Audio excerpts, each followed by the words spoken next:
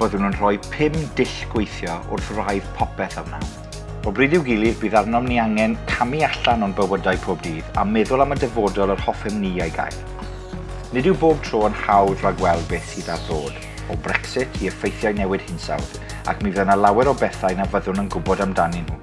Ond bydd y BGEC yn gwneud yn siŵr ein bod ni'n deall y cyfleoedd a risgiau yn y dyfodol, ac yn sicrhau ein bod ni'n ystyried anghenion tymor byr yn erbyn ei effeithiau hir dymor wrth wneud penderfyniadau a darparu gwasanaethau.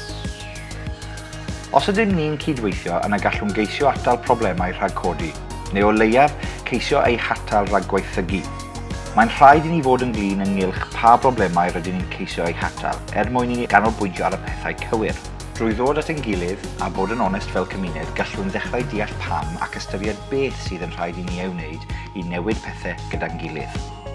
Mae hyn yn ymwneud â chymunedau a sefydliadau yn dod at ei gilydd i siarad a gwrando ar ei gilydd.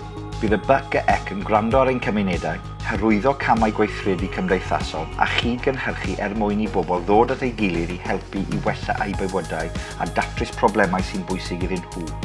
Mae'n rhaid i ni adlewyrchu egni amrywiaeth a chreadigrwydd Wrecsam yn ogystal â chefnogi'r rheini nad yw ei llais fel reol yn ei clywed. Mae arnom ni angen gwybod a deall pwy sy'n byw ym mhob ardal yn Wrecsam, sut i wella eu lles a pha gyfraniad y gallen nhw ei wneud at ei bro.